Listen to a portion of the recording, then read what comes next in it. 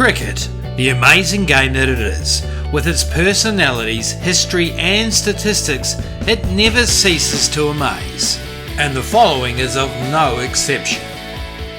Situated in suburban Dunedin, New Zealand, the Albion Cricket Club, established in 1862, is the oldest continuous cricket club in Australasia. Not only do they have a proud history in the Dunedin club cricket scene, producing many players who've represented Otago at first class level, a host of New Zealand internationals such as Andrew Jones, Neil Wagner, Rachel Puller, Hamish Rutherford and John Bracewell. But perhaps the most amazing fact is 6 of the 12 first-class triple centuries scored by New Zealanders come from the blades of batsmen who played for this Dunedin club.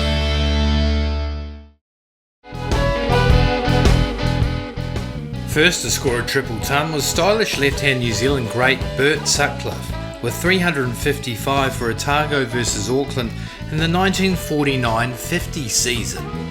Not content with one triple century, Bert blazed 385 for Otago against their South Island neighbours Canterbury 3 years later. This is still the highest New Zealand first-class score. Sutcliffe made a touch under 17,500 first-class runs.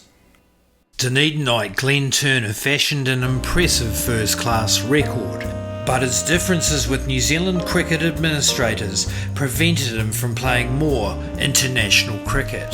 In between scoring piles of runs for Otago, Turner had a long career with English county side Worcestershire. His 311 not out against Warwickshire in 1982 was his 100th first-class century, a feat never matched by any New Zealand batsman. He finished with 103 first-class tons. Favourite Otago son Ken Rutherford was only 20 and 18 months into his New Zealand playing career when he blasted 317 for New Zealand versus DB Close's 11 at Scarborough. This was the final first-class game on New Zealand's triumphant English tour of 1986. Rutherford smashed 199 of those runs between lunch and tea in a fearsome onslaught. Ruds would go on to captain New Zealand and have a 10-year international career before playing for South African first-class side Gauteng, amassing 35 first-class centuries in his career. Mark Richardson began his first-class career as a left-arm spinner, batting at number 10. But as his bowling declined, he worked hard on his batting, so much so that at age 29, he was selected to open the batting for New Zealand. On his first New Zealand tour to Zimbabwe versus Zimbabwe A, Richardson made 306 in slightly less than 2 days off 669 balls, as New Zealand compiled 677 for 7. Oh, goodness me. His dour but effective batting provided vital stability to New Zealand's batting order at a time when they were notorious for collapses. Rigger made 4 Test centuries for the Kiwis, including a century at Lord's in 2004. Former New Zealand skipper Brendan McCullum wrote fondly about his early memories of Albion Cricket Club in his 2016 biography, Declared.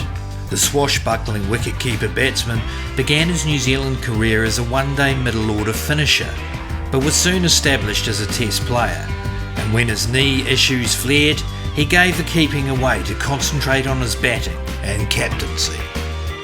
In 2014, with New Zealand staring down an innings defeat in the second Test versus India at the Basin Reserve, he combined in a 352-run partnership with BJ Watling for the 6th wicket, and then became the first New Zealander to score a Test triple century with his father Stu, another Albion stalwart, watching on. Baz finished on 302 and New Zealand 680 for 8 declared, saving the Test and taking the series 1-0.